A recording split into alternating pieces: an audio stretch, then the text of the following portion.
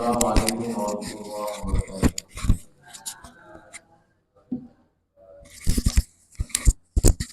Alhamdulillah nahmaduhu wa nasta'inuhu wa nastaghfiruh wa na'udzu billahi min shururi anfusina wa min sayyiati a'malina. Man yahdihillahu fala mudilla lahu wa may yudlilhu fala hadiya lahu. Ashhadu an la ilaha illallah wahdahu la syarika lahu wa ashhadu anna Muhammadan 'abduhu wa rasuluhu la rasula wa la nabiyya ba'dahu. يا أيها الذين آمنوا اتقوا الله حق تقاته ولا تموتن إلا وأنتم مسلمون يا أيها الناس اتقوا ربكم الذي خلقكم من نفس واحدة وخلق منها زوجها وبث منهما رجالا كثيرا ونساء واتقوا الله الذي تساءلون به والأرحام إن الله كان عليكم رقيبا يا أيها الذين آمنوا اتقوا الله وقولوا قولا سديدا يصلح لكم أعمالكم ويغفر لكم ذنوبكم ومن يطع الله ورسوله فقد فاز فوزا عظيما أما بعد فإن أصدق الحديث كتاب الله وخير الهدى هدى محمد صلى الله عليه وآله وسلم وشر الأمور محدثاتها وكل محدثة بدعة وكل بدعة ضلالة وكل ضلالة في النار. Ikhwani fid din, azanallah wa iyyakum ajma'in. Jamaah salat subuh musalla Al-Amir yang semoga senantiasa dirahmati dimuliakan oleh Allah Jalla wa Ala. Senantiasa kita bersyukur kepada Allah Azza wa Jalla atas curahan nikmat yang selalu Allah berikan kepada kita menyertai kehidupan kita. Semoga Allah Azza wa Jalla memberikan keberkahan kepada kenikmatan yang Allah berikan kepada kita, agar kita mampu dan kuat untuk bisa melaksanakan semua kenikmatan itu di atas ketaatan kepada Allah Azza wa Jalla. Ikhwani fid din, azanallah wa iyyakum ajmain. Di antara orang-orang yang bersyukur kepada Allah Azza wa Jalla adalah orang-orang yang selalu mempersiapkan dirinya sebelum melaksanakan amalan-amalan ibadah. Allah menginginkan dari setiap hamba yang beribadah kepada Allah Azza wa Jalla mendapatkan balasan yang besar dari Allah. Balasan yang besar. Ibaratnya seseorang yang bekerja pasti dia menginginkan imbalan dari pekerjaannya. Baik pekerjaan itu kecil maupun besar. Baik pekerjaan itu sederhana atau tidak. Maka setiap pekerjaan yang dilakukan oleh seseorang pasti dia mengharapkan sesuatu di baliknya. Ada orang yang berharap dari pekerjaan itu hanya dunia. Dan ada orang yang berharap bahwa mendapatkan akhirat dan dunia. Namun ada orang yang ingin mendapatkan dunia dan akhirat. Mana yang tepat? Mengharapkan akhirat dan dunia atau kita mengharapkan dunia dan akhirat? Mana yang tepat? Ya, seharusnya adalah akhirat dan dunia. Sehingga apa? Sehingga kita mendapatkan keberkahan daripada kehidupan dunia kita. Karena tujuan kita yang utama adalah akhirat. Oleh karena itu, kaum muslimin yang dirahmati Allah Azza wa Jalla, Allah mengatakan dalam surah An-Nahl. Tema kita hari ini bukan hadis. Tapi tema kita adalah karena ini ingin masuk kepada Ramadan, saya ingin sampaikan beberapa hal yang harus dan wajib kita lakukan sebelum kita masuk bulan Ramadan dan kita punya semangat untuk masuk bulan Ramadan. Dalam surah yang ke-7 ayat yang ke-31 Allah Azza wa Jalla, ya bani ya Adam khudhu zinatakum inda kulli masjidin wa kulu washrabu wa la tusrifu innahu la yuhibbul musrifin. Ya, Allah Azza wa Jalla mengatakan, wahai anak Adam, ya bani ya Adam, ya bani Adam, wahai anak-anak Adam, khudhu, ambillah. Artinya apa? Persiapkan diri kalian sebaik-baiknya untuk beribadah kepada Allah Azza wa Jalla. Persiapkan diri kalian sebaik-baiknya untuk menghadap Allah Azza wa Jalla. Khudhu zinatakum inda kulli masjidin. Ya. Apabila kalian hendak menuju masjid, artinya bukan hanya untuk masjid. Ibadah apapun, ibadah apapun wajib untuk kita menjadikan semua ibadah yang Allah wajibkan kepada kita, yang Allah sunnahkan kepada kita, di atas persiapan yang matang. Di atas persiapan yang matang. Kita pengen masak sayur, tapi sayurnya nggak ada, airnya doang. Itu namanya masak air. Maka kita siapkan sayurnya, kita siapkan bumbunya, kita siapkan segala macam yang dibutuhkan untuk membuat sayur. Inilah yang diperintahkan sama Allah Azza wa Jalla. Ikhwani fid din azanallahu wa iyyakum ajmain. Ya. Inilah yang diperintahkan sama Allah Azza wa Jalla kepada kita. Agar kita jangan seadanya atau kita tidak punya persiapan sama sekali.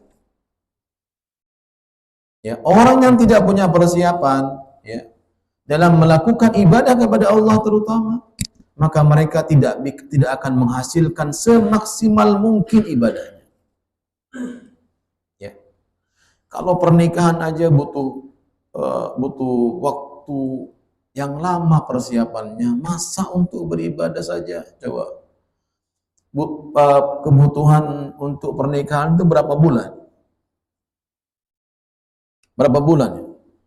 Jangan terlalu panjang. Setahun itu panjang banget. Berapa bulan kira-kira?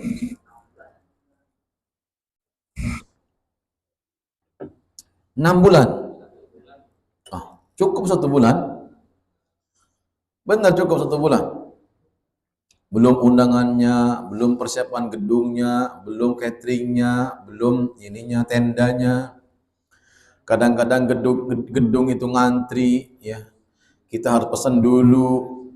Kira-kira berapa bulan? Yang maksimal aja dulu. 6 bulan, di bawah itulah. 6 bulan atau 5 bulan bisa. Tapi kalau kita mendadak pesan gedung itu kadang-kadang rame. Nggak kebagian untuk gedungnya, kecuali mau di rumah sendiri. Nah, kadang-kadang tendanya juga berebut. Karena butuh persiapan. Yang paling besar adalah bukan soal bagaimana akad nikahnya. Nah, begitu pula dengan akad nikahnya, kita butuh KUA-nya.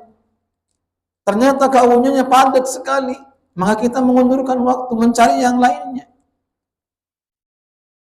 Kalaulah pernikahan itu membutuhkan waktu yang lama, mohon maaf boleh saya nggak bisa datang kemarin. Saya jadi malu. Saya kajian kemarin di Al-Hadar. Pas banget jam habis maghrib. Jadi saya sudah minta maaf sama Pak Eko.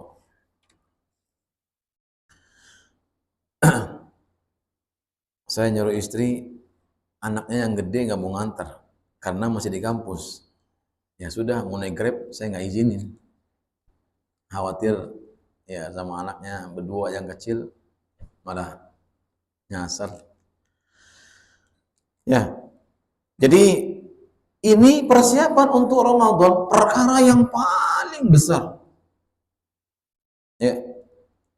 Bulan yang semua orang menantinya, semua hamba-hamba Allah, semua orang-orang yang beriman kepada Allah, bukan hanya makhluk Allah yang bernama manusia membutuhkan Ramadan, tapi hamba-hamba Allah yang lain ciptaan-ciptaan Allah yang lain membutuhkan Ramadan. Bahkan para malaikat ketika masuk bulan Ramadan, bahagianya luar biasa. Ya, bahagianya luar biasa. Apa keuntungan buat malaikat? Untuk bisa mendoakan orang-orang yang berpuasa. Coba bayangkan. Malaikat saja ikut andil dalam Ramadan ini. Karena Allah perintahkan kepada kita. Ya. Malaikat mendoakan para orang-orang yang berpuasa agar Allah menerima amal ibadah puasanya. Agar Allah Azza wa Jalla memperkenankan ibadah puasanya. Karena tidak semua orang yang beribadah diperkenankan oleh Allah Azza wa Jalla pahalanya.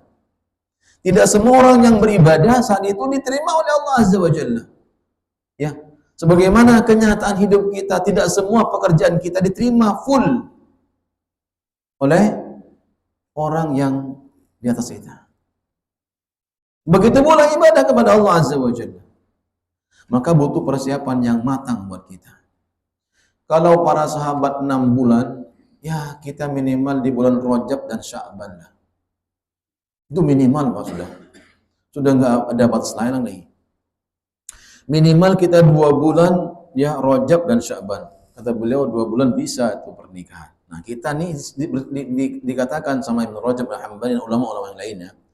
Kita nih kalau nggak sanggup untuk melakukan sebagaimana para sahabat melakukannya 6 bulan sebelum Ramadan, ya, mereka sudah berdoa kepada Allah, mempersiapkan hati mereka, ya, mempersiapkan ibadah-ibadah mereka, meningkatkan kualitas ibadah mereka, ya, sebelum masuk Ramadan. Bahkan kalau kita ingin mengikuti sunnah Nabi Shallallahu Alaihi Wasallam, disunnahkan kita untuk berpuasa ya sebulan penuh, ya di bulan Sya'ban. Sya'ban insya Allah masuk di tanggal 20. 20 masuk bulan pertama Sya'ban, nanti kita bisa kalau ingin mengambil bagian dari sunnah Nabi Shallallahu Alaihi Wasallam, maka bisa berpuasa dari mulai Sya'ban, ya awal Sya'ban sampai nanti menjelang Ramadan. Ya, kalau orang yang terbiasa dengan puasa sunnah, boleh berpuasa di akhir Ramadan. Tapi kalau orang yang tidak biasa puasa, tiba-tiba ingin puasa di akhir Sya'ban, maka nggak boleh. Saya ulang sekali lagi, kalau kita ingin puasa di bulan Sya'ban, maka mulailah dari awal Sya'ban. Jangan di ujung-ujung Sya'ban mau terakhir baru kita puasa. Karena ini banyak orang yang keliru. Yang disunahkan sama Nabi Shallallahu Alaihi Wasallam adalah puasa di awal Sya'ban sampai menjelang mau masuk bulan Ramadan. Kata Aisyah, saya tidak melihat Rasulullah berbuka di bulan Sya'ban. Berarti apa? Selalu puasa. Ya ada orang yang puasa di luar Sya'ban, yang gak ada syariatnya, puasa setiap hari. Ditanya puasa apa? Guru saya yang nyuruh. Astagfirullahaladzim. Giliran Sya'ban suruh puasa full, nggak puasa. Ya. Jadi lebih utama perintah dari gurunya ketimbang ya syariat yang dibawa sama Nabi kita Muhammad Sallallahu Alaihi Wasallam. Maka dia hanya akan mendapatkan capeknya berpuasa. Illa kecuali puasa yang sudah disyariatkan sama Allah dan Rasulnya. Apa itu? Puasa Daud. Sehari puasa, sehari tidak. Sehari puasa, sehari tidak. Dia akan mendapatkan yang pertama, keutamaan Yaumul Bid. Yang kedua, dia akan mendapatkan keutamaan Yaumul Isnain wal Khamis. Ya. Hari Senin dan Kamis. Ya. Kemudian ada yang bertanya, gimana kalau ada orang yang berpuasa 3 hari di 1 bulan? Boleh tidak kita puasanya itu tidak berurutan? Boleh. Kalau kita mempuasa 3 hari di 1 bulan, ya, setiap bulannya puasa 3 hari, boleh tidak berurutan. Tapi kalau puasanya Yaumul Bid, itu harus berurutan. Itu pendapat ulama. Tanggal berapa Yaumul Bid? 13, 14, 15. Nggak bisa Yaumul Bid diganti dengan 15-nya tanggal 20. Sekalian sampai hari Kamis lah misalnya. Enak. Tapi kalau kita ingin puasa sebulan 3 hari, boleh. Ya, bebas. Ibu bisa atau bapak bisa milih hari Senin puasa, Kamis puasa, kemudian Senin lagi puasa. Boleh nggak? Boleh kalau hanya 3 hari. Tapi kalau Yaumul Bid namanya berarti harus mengikuti tanggal Yaumul Bid. 13, 14, 15. Itulah pendapat jumhur. Jangan seenaknya kita. Atau puasa yang paling ringan kata Nabi. Apa puasa apa? Sebulan sehari sekali. Jadi kalau kita nggak bisa 3 hari berarti bisa 1 hari atau sekali. Ada yang paling ringan nggak Ustaz? Ada yang paling ringan lagi, tidak ada yang paling ringan, setengah hari puasanya. Itu puasa anak kecil. Duhur, adzan, minum air. Habis itu lanjutin. Itu puasa anak kecil. Ya, yang lagi latihan, antum bukan latihan. Ya. Sudah mahir puasa karena sudah berkali-kali puasa. Ya. Makanya Allah Azza wa Jalla mengatakan dalam hal ini, ya. Khudhu zinatakum inda kulli masjidin wa kulu washrabu wa la tusrifu. Ya.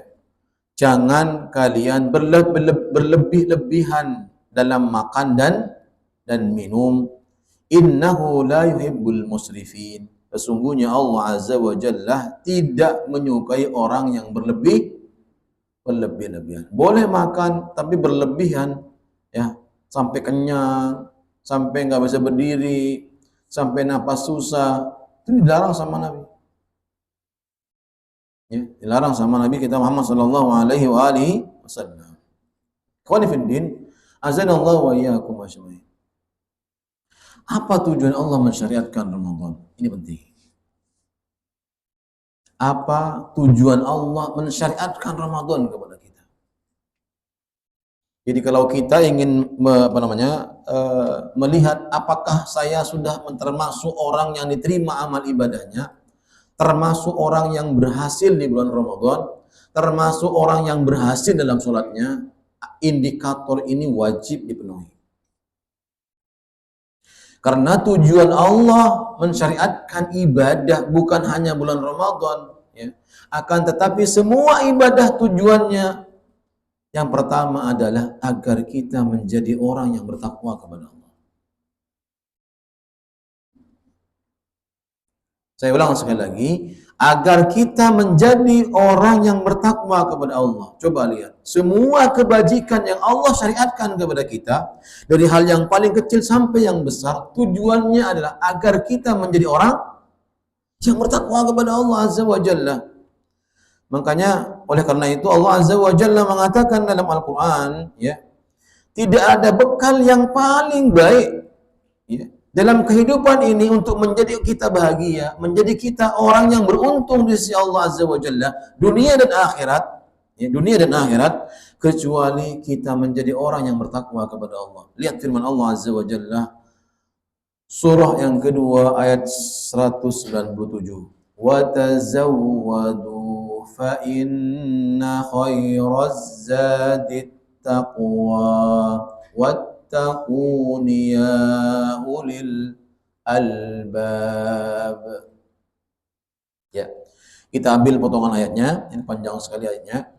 Wa tazawwadu fa inna khairaz zadit taqwa. Perhatikan kalimatnya, khair. Khair itu apa? Sebaik-baiknya. Kalau khair aja baik, ya. Allah mengatakan fa inna khairaz, sesungguhnya bekal terbaik. Berarti apa? Ada nggak setelah itu? Nggak ada lagi. Takwa tingkatan yang paling tinggi, bekal yang paling tinggi di sisi Allah Azza wa Jalla. Ya. Banyak apa? Wa tazawwadu fa inna khairaz zadit taqwa. Kata Allah Azza wa Jalla, sesungguhnya ya berbekallah, dan sesungguhnya bekal yang paling baik itu adalah engkau menjadi orang yang bertakwa. Maka semua ibadah yang kita kerjakan, yang wajib maupun yang sunnah, Bapak Ibu sekalian, tujuannya adalah agar kita menjadi orang yang bertakwa kepada Allah. Kalau selama ini puluhan tahun kita sholat, ternyata tidak merubah diri kita menjadi orang yang dekat dengan Allah, ya lebih baik segala-galanya, ya lebih baik akhlaknya, lebih baik perkataannya, lebih baik ibadahnya, lebih dekat dengan Allah Azza wa Jalla, berarti ada masalah dengan ibadah yang kita kerjakan, bukan ibadahnya masalah. Berarti indikatornya kita tidak mendapatkan keutamaan disyariatkannya apa? Ibadah. Gampang, nggak perlu cari-cari orang lain. Ya. Dan ada orang lain, saya lebih baik dari Ustaz. Kita patokannya orang yang di bawah kita. Ya nggak? Alhamdulillah Ustaz, saya udah bisa belajar, bisa ngaji. Banyak teman-teman kita nggak pernah ngaji. Patokannya orang yang di bawahnya.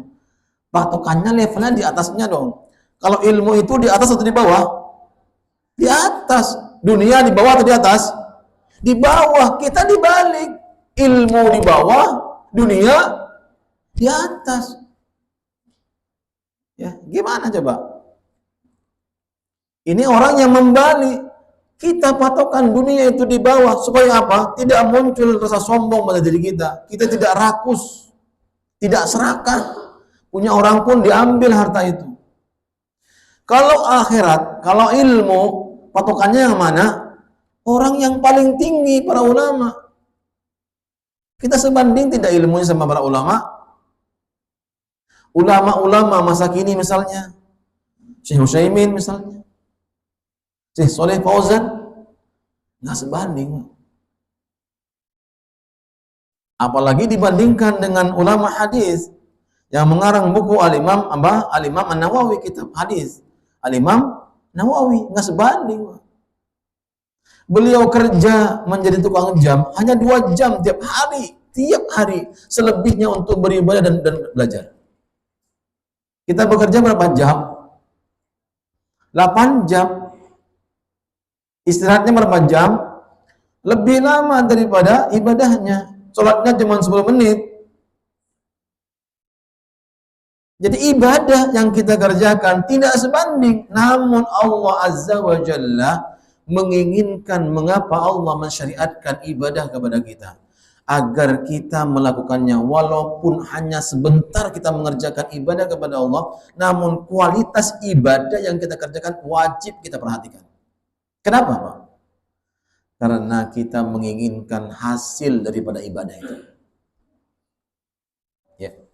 Makanya Allah Azza wa Jalla mengatakan, "Wa tazawwadu fa inna khairaz zadi taqwa. Wattaquni ya ulil albab." Ya, kata Allah Azza wa Jalla, takwa atau bertakwalah kalian kepada Allah Azza wa Jalla, ya, wahai orang-orang yang punya akal. Jadi orang yang ingkar kepada Allah, beribadah namun tidak punya hasil dari ibadahnya, berarti kebalikannya. Allah katakan, beritakwalah kalian kepada Allah bagi orang-orang yang berakal. Ya. Yang kedua, firman Allah Azza wa Jalla dalam surah yang ke-16, Allah Azza wa Jalla mengatakan, surah yang ayat yang terakhir, innallaha ma'al ladzina taqaw wa hum muhsinun. Perhatikan kalimatnya, innallaha, kalau Allah ingin menjaga, melindungi kita, maka wajib bagi kita untuk menjadi orang yang bertakwa. Kita butuh penjagaan Allah tidak? Kita butuh perlindungan Allah apa tidak? Butuh banget. Kadangkala musibah itu datang tanpa kita lihat. kadangkala ujian itu datang kepada kita tanpa kita sadari bahwa itu adalah akan datang kepada kita. Coba lihat jemaah kaum muslimin yang dirahmati Allah Azza wa Jalla.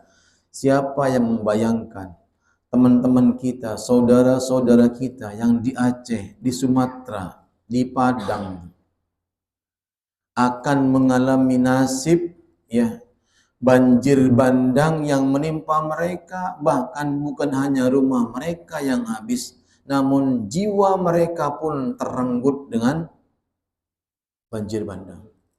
Ratusan orang yang meninggal melebihi tsunami yang terjadi di Aceh.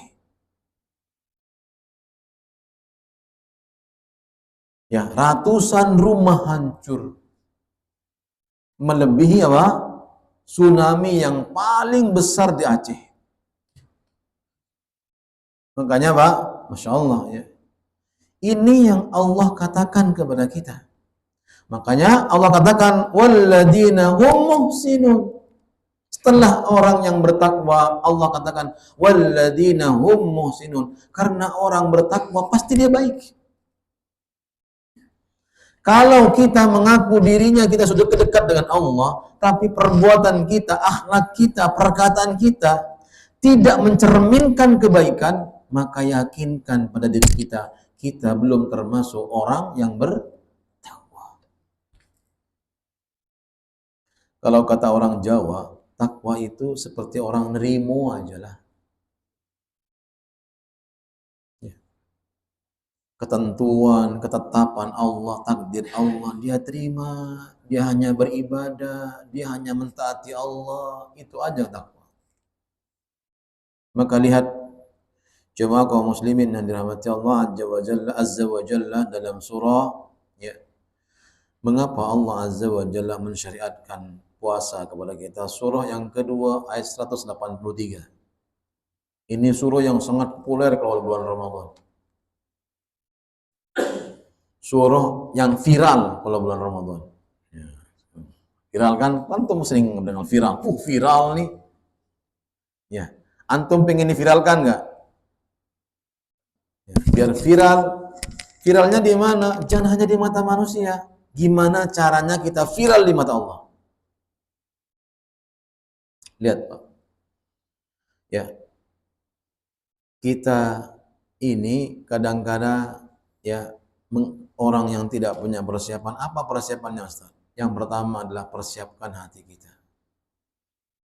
Yang kedua, persiapkan materi kita. Jangan persiapkan hanya materi namun hatinya tidak. Dua-duanya ini penting untuk masuk Ramadan. Pertama, persiapkan hati kita. Yang kedua, persiapkan materi kita. Karena Rasulullah Shallallahu Alaihi Wasallam adalah orang yang terbaik ketika masuk bulan Ramadan. Beliau adalah orang yang baik di luar Ramadan, tapi masuk Ramadan beliau adalah hamba yang terbaik masuk Ramadan. Terbaik apanya? Segala-galanya. Beliau orang dermawan, masuk bulan Ramadan lebih dermawan seperti kalimatnya. Coba bayangkan antum, Nabi pernah sebulan nggak makan, tapi dikatakan sama Nabi SAW, beliau adalah orang yang paling dermawan di bulan Ramadan. Coba antum bayangin. Kalau Nabi orang kaya, Pak, Masya Allah. Siapa Nabi yang paling kaya? Siapa Nabi paling kaya? Nabi Sulaiman. Ya. Tapi Rasulullah tidak mengatakan bahwa Nabi Sulaiman adalah orang paling dermawan. Mana Rasulullah SAW orang hamba yang paling dermawan ketika masuk bulan Ramadan. Walaupun kekayaan Nabi Sulaiman luar biasa, bisa ngomong sama makhluk-makhluk Allah, burung, hewan-hewan, bisa berbicara dengan semut-semut. Tapi Allah mengatakan Rasulullah SAW bahwa manusia paling dermawan dan paling baik masuk Ramadan. Coba tuh. Ya, Masya Allah. Itu dengan hartanya. Rasulullah. Ikhwani fiddin. Azanallahu wa iyyakum. Apa bunyinya? Ya ayyuhalladzina amanu kutiba alaikumus siyam kama kutiba alal ladzina min qablikum la'allakum tattaqun. Bukan hanya puasa, saya katakan, semua ibadah yang dikerjakan oleh seorang hamba yang wajib dan yang sunnah, itu semuanya agar kita menjadi orang yang takut kepada Allah. Menjadikan kita orang muhsinin, orang yang lebih baik. Hanya Pak, coba kalau antum bekerja itu pengen lebih baik gak sih? Antum dulu kerja sih pengen lebih baik. Coba gaji pertama siapa ya coba yang mau jujur? Gaji pertama antum berapa? Gaji anda dulu lah. Anak aja lah. Dulu gaji anak tahun 2004 700.000. 700.000. Saya ngajar ngaji dibayar sebulan 50.000. Saya nggak pernah tanya, saya nggak pernah komplain. Padahal rumah saya dulu di Cibubur, ngajarnya di Duta. Tahun 2004 naik 800, naik lagi, naik lagi, naik lagi. Selama itu nggak pernah komplain. Coba antum bayangkan kalau kita ngontrak rumahnya. Ya, dulu saya ngontrak rumahnya. Saya pun sekarang ngontrak di Duta. Untuk bayangkan, kontrakan berapa? Paling minim berapa?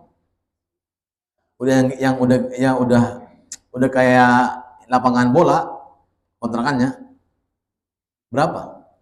3,5? Ada 3,5? Ada? Nggak ada? Ya kayak lapangan bola. Hujan bocor. Kan lapangan bola. Ya. Minimal Pak, kalau kita mau layak untuk tidur 500.000. Coba antum bayangkan, buat kontrakan 500.000, belum bayar listrik, taruhlah 50.000. Tinggal berapa? Bisa nggak makan sebulan? Dengan uang segitu, bisa nggak? Secara cakupan akal yang sehat, nggak mungkin cukup. Ya, nggak mungkin cukup. Tahun 2004, di bulan Desember saya nikah. Dengan gaji 800.000. Kalau sekarang mau dikasih makan apa anak saya? Ya makan nasi lah. Gak mungkin suruh makan garam atau angin.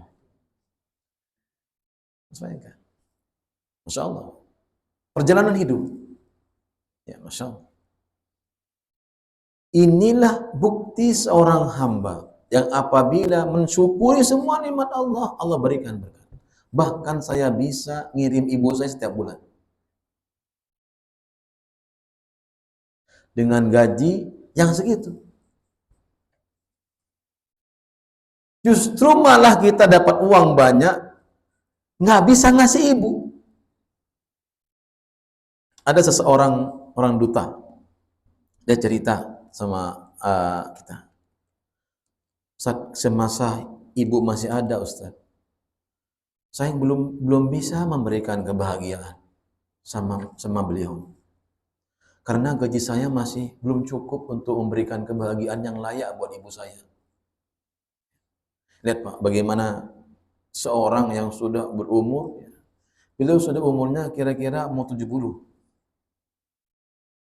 Dia bercerita sambil dia nangis. Sambil dia nangis.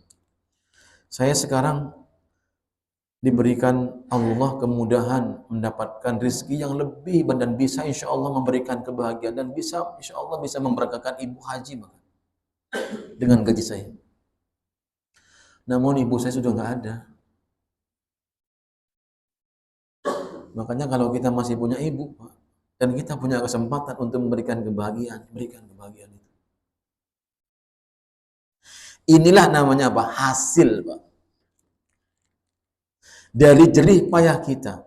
Kita pun ingin melihat hasil dari jerih payah kita beribadah kepada Allah. Maka hasilnya tidak macam-macam, Allah katakan. Agar kalian menjadi orang yang bertakwa kepada Allah. Itu aja. Mulu-mulu enggak, Pak?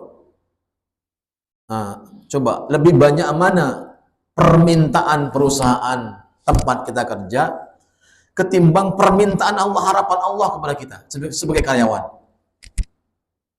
Lebih banyak mana, Pak? Tuntutan Allah atau tuntutan pekerjaan? Pekerjaan lebih banyak, Pak. Pertama, kamu nggak boleh telat menjadi karyawan terbaik. Kamu harus punya sikap yang baik, menjaga nama perusahaan.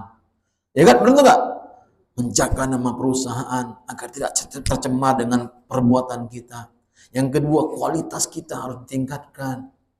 Omset perusahaan harus naik. Betul nggak? Allah punya menginginkan itu nggak? Tidak, Pak.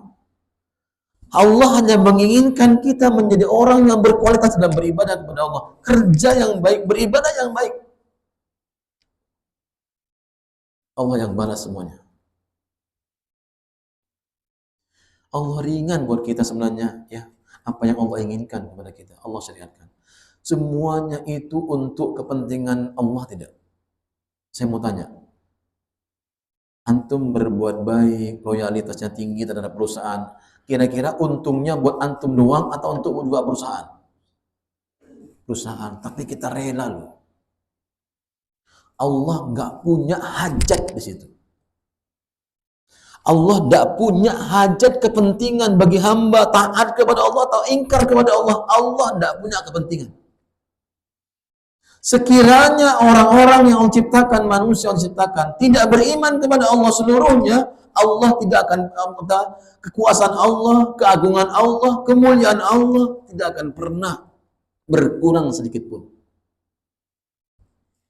Namun Allah katakan, semua ini syariat yang Allah syariatkan kepada kalian hanya untuk kepentingan kalian bisa bahagia dunia akhirat. Tapi kita malah menyepelekan. Kadang-kadang kita nggak punya persiapan untuk beribadah. Menyepelekan. Meremehkan. Ya. Baik. Kita nggak berbanyak kalam sekarang. Yang kedua,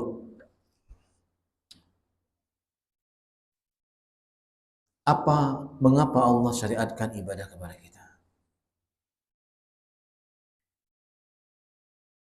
Karena Allah menginginkan kita, karena Allah cinta kepada kita.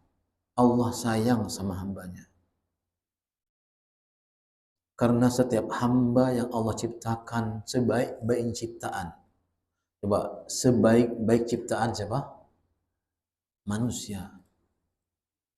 Manusia ini adalah sebaik-baiknya ciptaan. Di antara ciptaan Allah, bahkan kita mengalahkan malaikat. Betul nggak? Kita mengalahkan malaikat, ciptaan terbaik, Allah katakan. Manusia adalah ciptaan terbaik di antara semua ciptaan Allah Azza wa Jalla.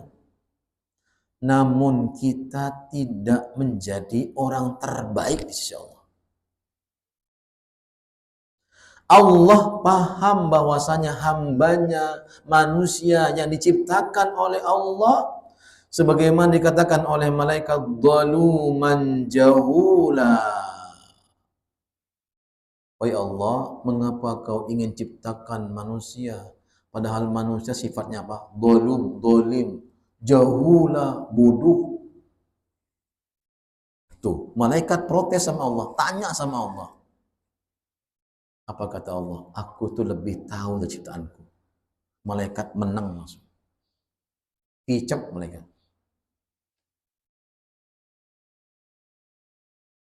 Oleh karena itu, Allah paham ciptaannya. Manusia yang Allah ciptakan dengan ciptaan terbaik. Tidak semua menjadi hamba terbaik. Betul apa tidak?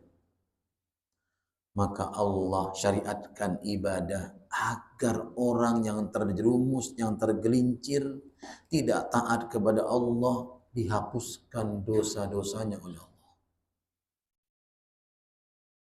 Pak, kalau antum di kantor, ibu kerja di kantor, atau ibu bersuami istri, suami mengatakan sama ibu, ultimatum, ini terakhir ya, mama berbuat salah. Ada nggak kalimat itu? Muncul nggak gitu? Ini terakhir. Kalau dikerjakan lagi, mungkin sebaiknya kita sendiri-sendiri. Apa artinya? Cerai. Betul nggak? Ya. Kita punya ultimatum, punya batas akhir dari kemampuan kita memaafkan. Tapi Allah tidak punya batas memaafkan hambanya. Apa dalil Ustaz? Innallaha yaghfiru dzunuba jami'a.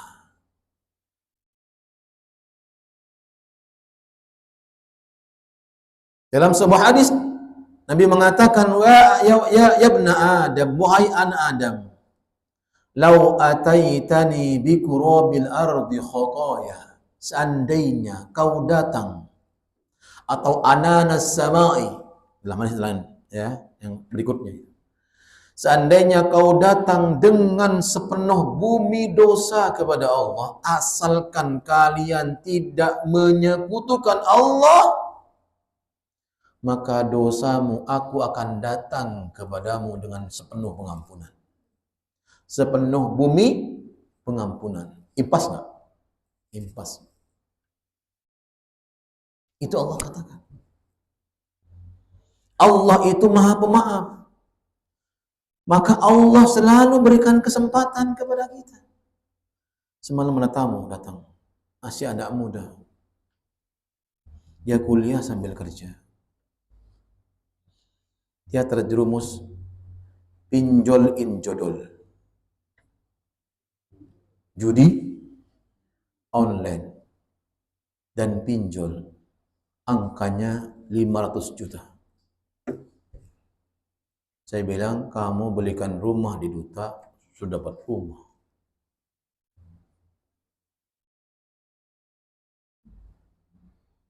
Sampai jam 10:30 ini baru pulang. Hujan. Saya kasih mantel 2. Makanya tadi saya nggak mau bawa mantel dong. Alhamdulillah anak saya pulang. Saya pakai mantel aja. Ya. Dia cerita sampai nangis. Saya sudah habis-habisan, Ustaz. Dan dia adalah jemaah kajian ummahat, muridnya Bu Lili.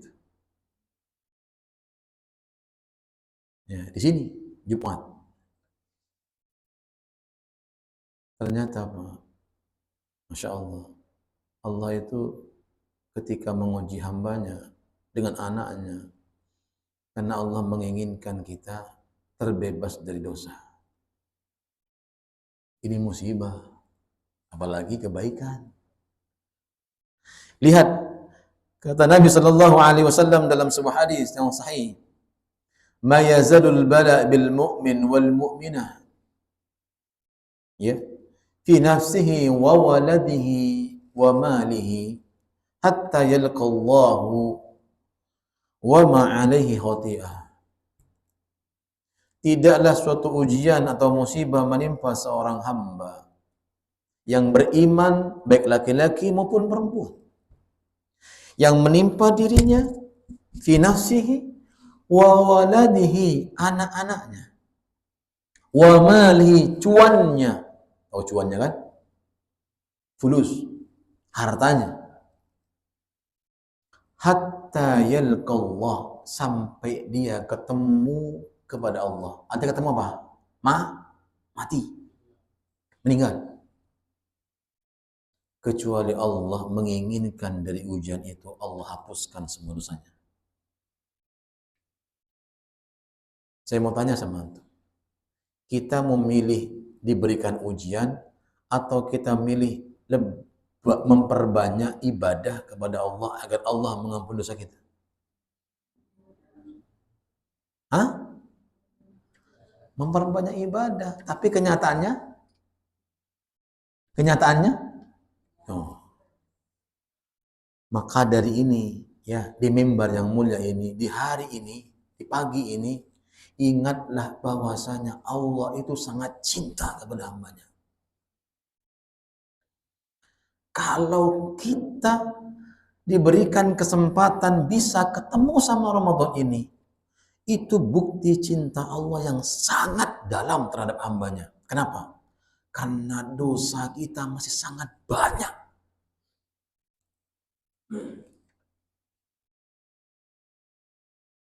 Karena dosa kita masih sangat banyak.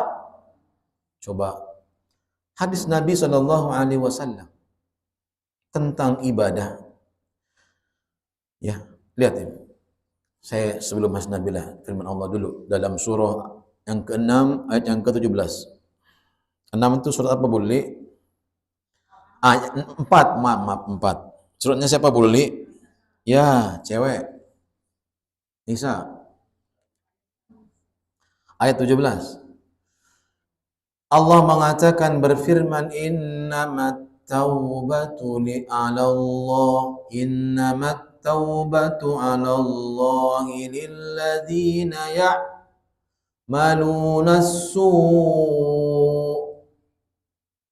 Sesungguhnya taubat itu kepada Allah adalah bagi orang-orang yang berbuat dosa. Makanya kalau ada orang mengatakan saya salah apa ya? Saya dosa apa ya? Ini orang nggak sadar ya. Kita nih Pak, nggak akan lepas dari dosa. Nggak akan luput dari masalah. Nggak akan luput dari maksiat. Nggak akan luput. Ya. Namun Rasulullah SAW mengatakan, ya kullu ummati mu'afa illal mujahir.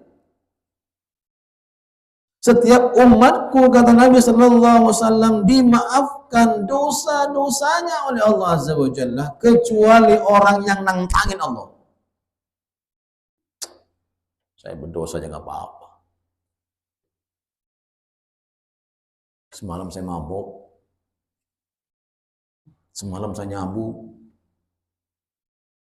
Ilal mujahir, kata Allah, kata Nabi SAW, kecuali orang yang terang-terangan nantang Allah, bangga dia dengan dosanya. Karena Pak, ada orang yang bangga dengan dosanya.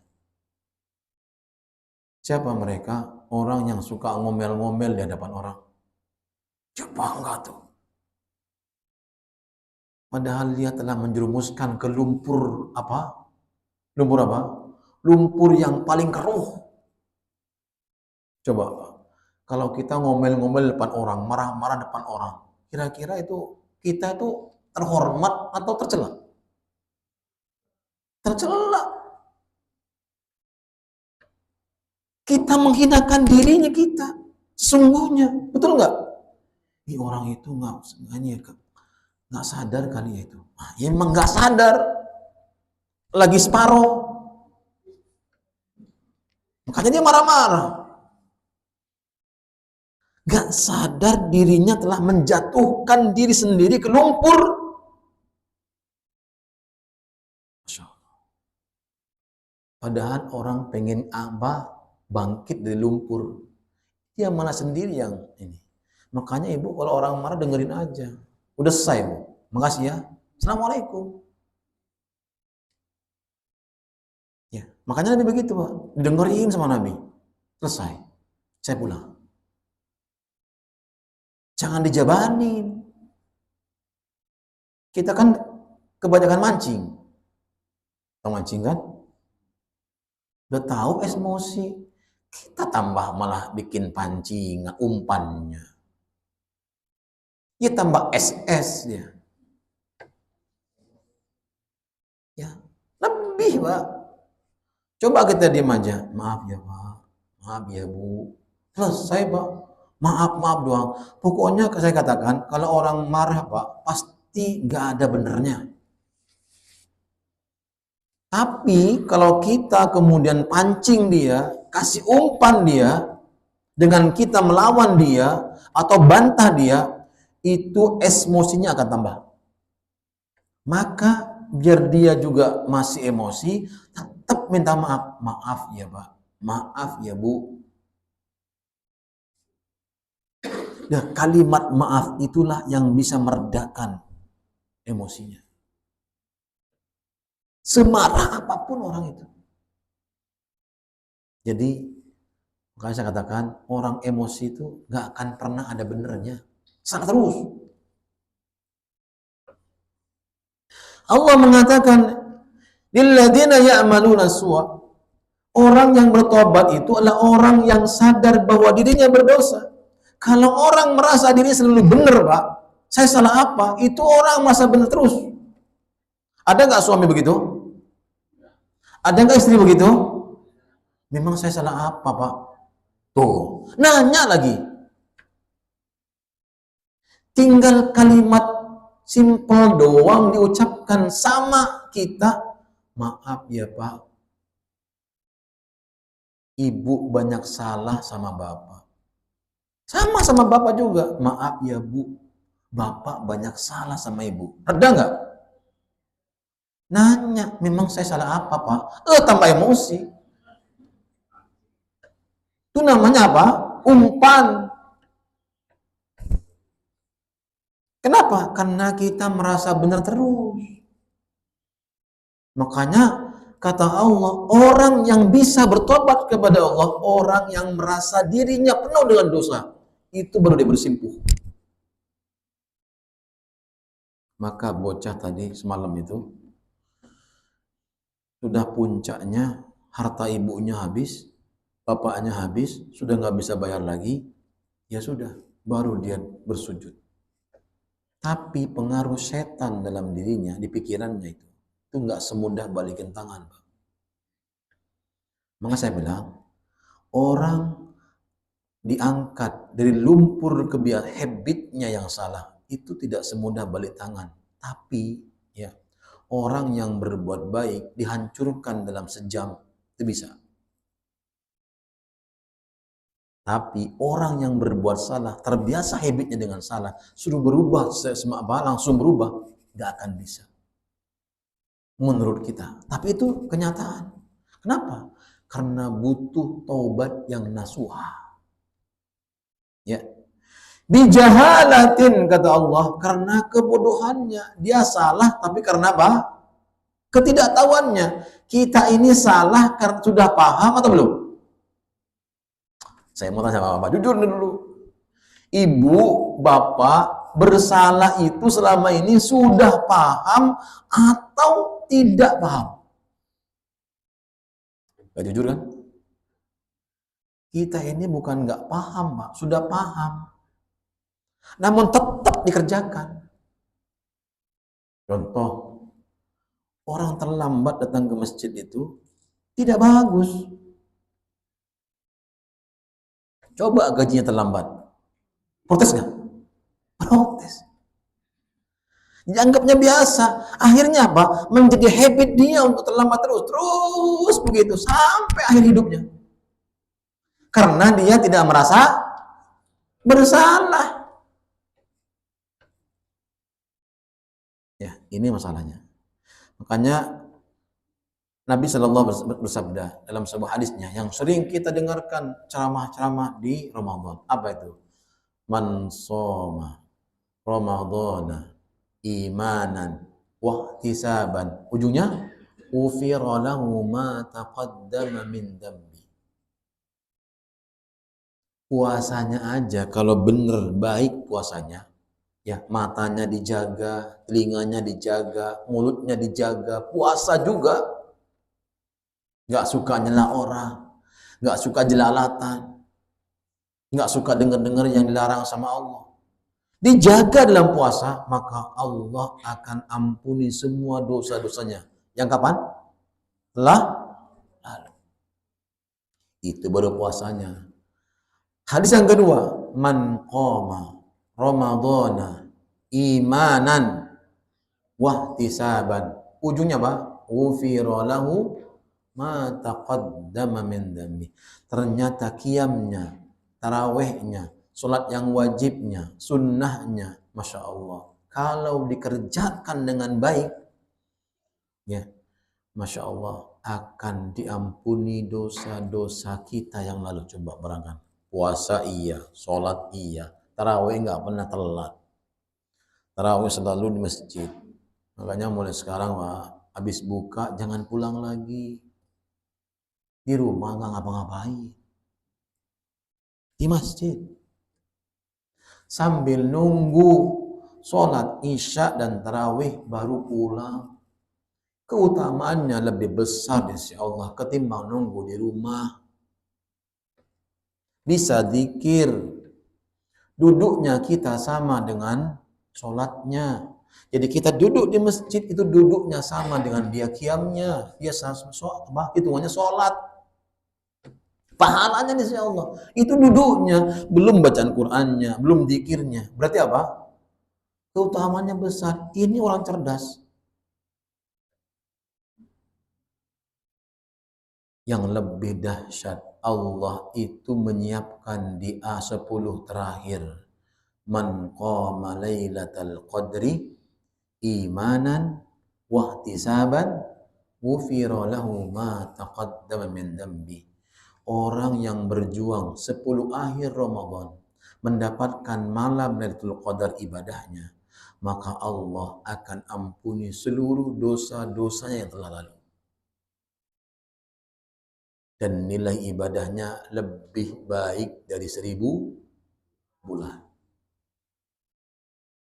Coba bayangkan, kita ini di awal semangat menuju tengah-tengah loyo, di akhir lebih loyo lagi. Itu masalah ibadah puasa kita. Tiap tahun begitu.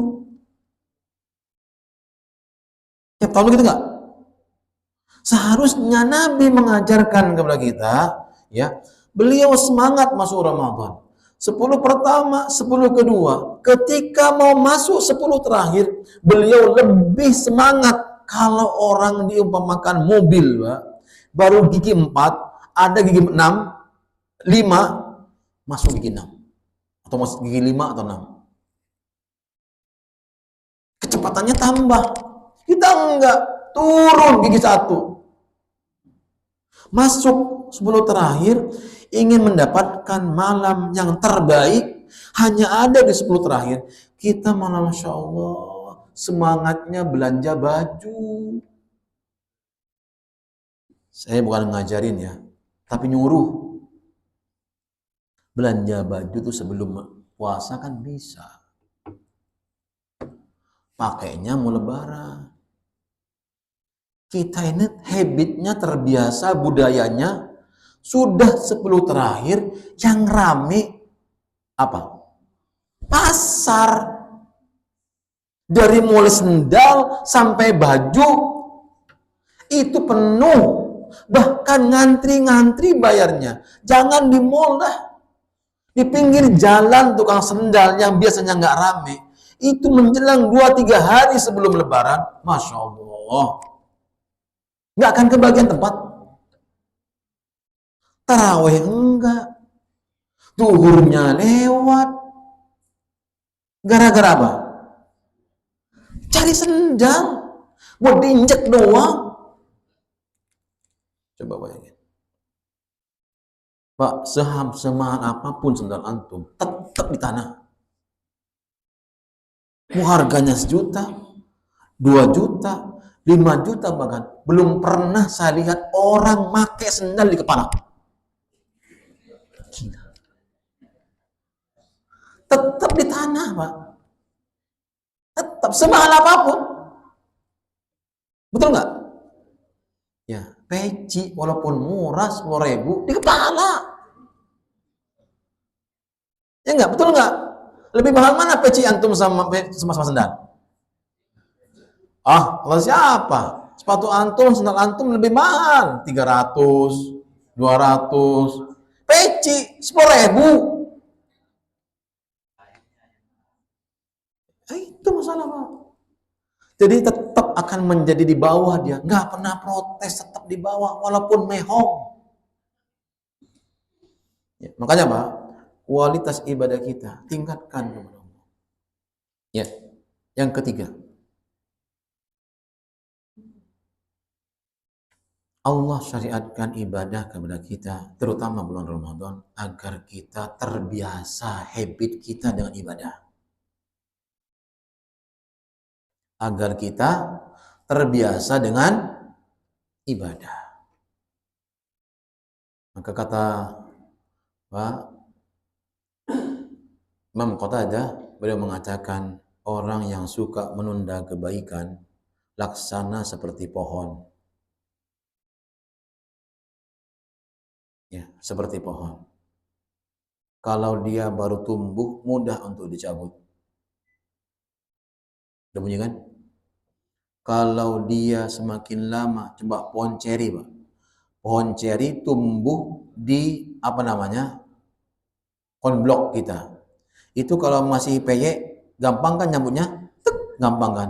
Coba ya, segede pensil lah, segede gini lah. Segede kabel ini. Tinggi segini aja tingginya.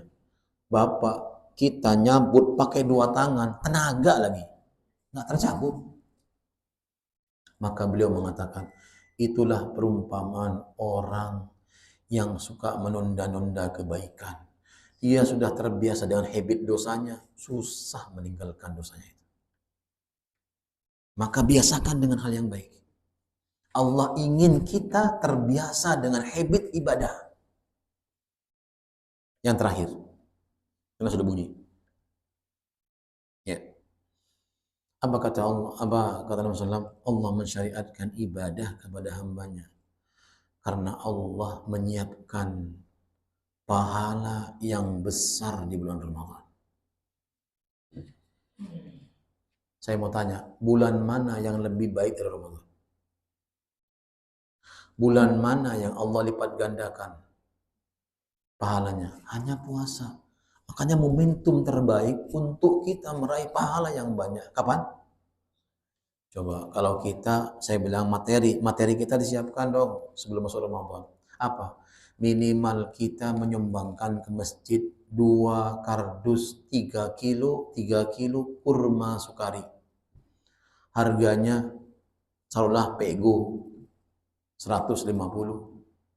Berarti apa? 300.000 untuk sebulan. Kurang ternyata Ustadz. Ya udah, pertengahan masuk 10 terakhir, belikan lagi. Karena pahalanya lebih besar. Kalau ada 10 orang, jangan muluk-muluk dulu lah, 10 orang yang makan kurma kita untuk buka puasanya, maka pahala 10 orang itu akan kita dapatkan. Berarti setiap harinya kita puasa 11 kali. Ini hitungan matematika. Setiap hari kita puasa berapa kali? 11 kali kita puasa. Sama siapa 11? Ya sama kita yang puasa. 10 untuk orang yang kita berikan berbuka, 1 buat kita. Berarti apa? 11 kita puasa. Itulah orang yang cerdas. Ustadz, Anda nggak punya uang, ngangsur motor 500.000 bisa. Masa beli kurma cuma setahun sekali? Untuk dapat pahala nggak bisa. Ngangsur motor sampai 5 tahun. Sanggup, nggak pernah ngeluh. Ya nggak? Ya, ini kenyataan.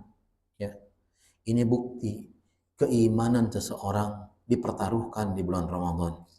Oleh karena itu, ya, inilah 4 Allah mensyariatkan, tujuan disyariatkannya ibadah kepada kita, terutama ibadah puasa yang insya Allah kita akan laksanakan. Semoga Allah mempertemukan kita dengan bulannya dan Allah berikan kesehatan kepada kita. Karena banyak orang yang ketemu Ramadan namun sakit sebulan penuh. nggak bisa puasa. Dan Allah kuatkan kita untuk bisa beribadah di bulan Ramadan. Amin ya rabbal alamin. Barakallahu fikum. Sampai di sini tanya. Nah, fadhal.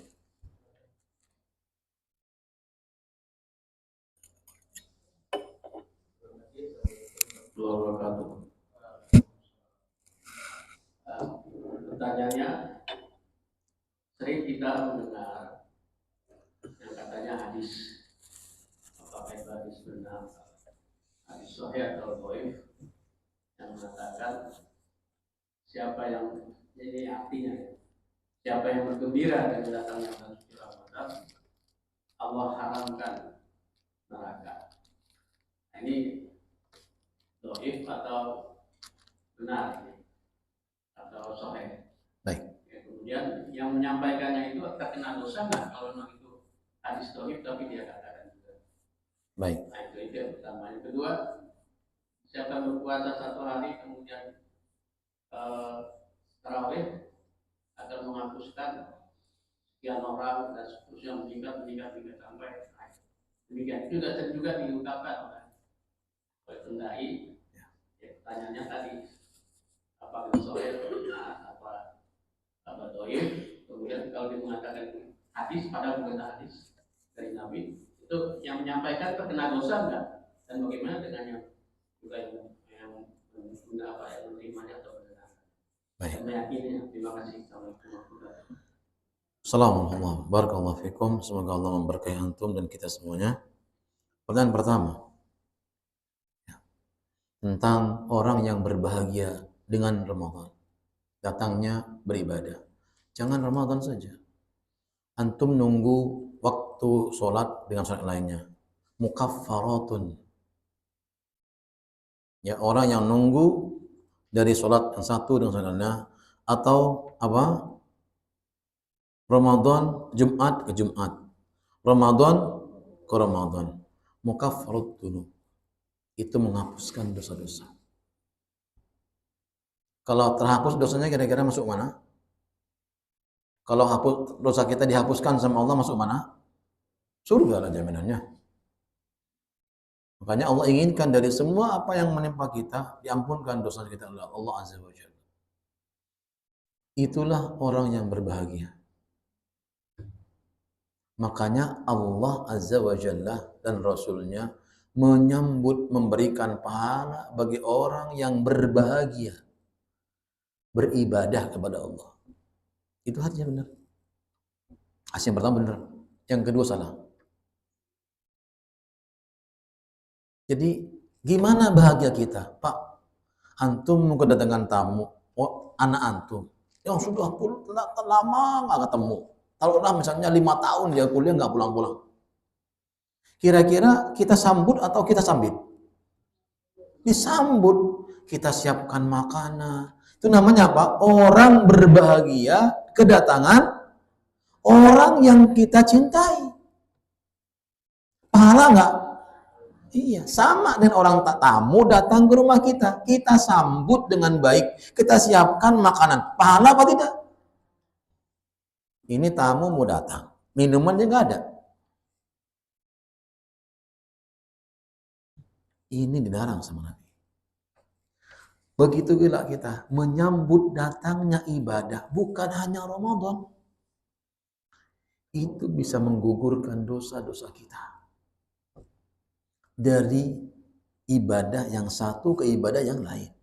Jumat ke Jumat yang lain. Ramadan, coba antum bayangkan dari Ramadan. Kita bahagia aja. Alhamdulillah Ramadan telah tiba. Bukan itu bahagia itu. Kan kadang kita langsung arak-arakan di jalan. Marhaban ya Ramadan. Marhaban ya sambil pegang obor. Bukan itu yang diharapkan sebenarnya. Apa? Persiapan kita, orang yang bahagia dengan datangnya Ramadan punya persiapan. Persiapan apa tadi saya katakan? Hati sama materi. Kalau bisa nih ibu-ibu sama bapak-bapak memahami ibu-ibunya. Mah, bulan ini kita nggak usah masak ya. Benar, Pak. Kenapa? Itu bentuk kebahagiaan. Kenapa? Kita akan datang tamu yang mulia. Yaitu apa? Puasa Ramadan. Libur dulu mah. Udah. Kita makan apa adanya. Masak nasi aja. Kita ini aja. Kalau enggak kita ke masjid aja lah mah. Di masjid nggak ada iftar. Pasti banyak. Coba Pak bayangkan. Nah, para sahabat, jangan para ulama, ya. Imam Hasan Al-Basri, beliau itu berbuka dengan satu roti, sepotong roti dengan satu gelas minum. Bersahur dengan satu potong roti dan segelas air. Hidup sama sekali. Habit, Pak. Makanya saya bilang sama kemarin sama teman-teman, jangan kalau kajian itu jangan siapin gorengan mulu. Kenapa? Kan sama aja ngeracunin jemaah. Mereka seneng Ustaz. Bukan soal senengnya. Cobalah belikan singkong, kita rebus sendiri, ubi, kacang. Kan lebih nikmat, Pak. Lebih sehat buat dia. Kenapa kita sajikan kok? Karena favorit kita kok gorengan, bala-bala. Cobalah ganti. Ya, dengan minuman yang sehat, ya. Kemudian makanan yang sehat. Itu kan namanya apa, Pak? Agar kita puasanya itu full, Pak. Ini sudah baru puasa, udah batuk-batuk, udah flu. Kenapa? Minumnya es mulu. Makannya bukannya dengan gorengan. Minumnya es, enak Ustaz. Ya enak. Cuma di sini doang enaknya. Sampai sini udah nggak terasa. Tapi efeknya, Pak. Jadi kalau kita di Allah berikan saya kesehatan, tapi tiap hari makan gorengan, sahurnya pakai gorengan, bukanya gorengan lagi. Itu namanya kita nggak sesuai dengan doa kita. Kita minta sakit. Ya, makanya Pak, sunnahnya dihilangkan, yang nggak sunnah dimasukkan. Apa sunnahnya? Berbuka dengan kurma. Makanya orang kaya sekaya apapun Pak, mobilnya banyak, nggak punya kurma, miskin. Beneran Pak, itu bukan perkataan saya. Miskin. Seorang muslim tuh wajib punya kurma. Di rumahnya siapkan kurma itu. Minimal sukari. Jangan yang curah Pak, ya Allah. Antum dikasih curah aja nggak mau makan, masih sama orang. Ya minimal itu jangan curah, yang curah lah. Yang 10.000 sekilo. Kasihan yang makan batuk-batuk karena banyak gulanya. Iya, itu Pak. Jadi antum bahagia dengan Ramadan. Gimana bahagianya? Nah itu saya katakan tadi. Persiapkan diri kita ya dengan baik, hati kita, harta kita. Kita bahagia, bilang sama istri kita, mah kita nggak usah masak ini bulan ini. Kita puasa full, kita banyak beribadah kepada Allah. Itulah bukti cinta kebahagiaan seorang hamba menyambut Ramadan. Iya. Ya. Nah, nanti saya kasihkan teman-teman. Kalau yang kedua, itu dhaif. Yang kedua, tadi tanya antum, dhaif. Kalau ini berikan ini enggak. Ya. Jadi seperti itu. Ya. Maka jemaah kaum muslimin yang dirahmati Allah Azza wa Jalla, bagaimana dengan orang yang menyampaikan? Contohlah jangan yang aneh-aneh, Pak. Yang hadis-hadis yang sering masyhur, ya, membagi bulan Ramadan dengan 3 bagian. Itu hadis sahih atau lemah? Lemah hadisnya. Tapi kita senang. Perhatikan Pak, yang menyampaikan itu dosanya lebih besar. Membagi Ramadan. Coba yang pertama apa? Yang pertama apa? Rahmat. maufirah itkum minan nar. Coba antum masuk 10 kedua, rahmatnya kabur. Bisa nggak antum beribadah? Nggak bisa. Bagaimana Allah ngampunin kita tanpa rahmat? Ketika seseorang mendapatkan maghfirah, ampunan, ya rahmat, ampunan, pasti itkum minan nar, jelas itu. Maka seluruh puasa awal Ramadan sampai akhir Ramadan itu rahmat, maghfirah, itkum minan nar, sepenuhnya, full. Ya. Sampai sini paham? Ya. Mudah-mudahan bermanfaat insyaallah. Sekali lagi, belnya sudah punya 2 kali. Saya nggak mau diprotes lagi. Kepanjangan. Ya. Tidak enak.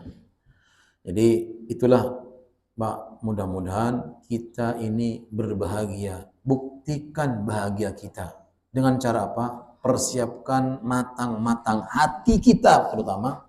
Kemudian materi. Hati persiapkan. Ya. Untuk ketemu sama Ramadan.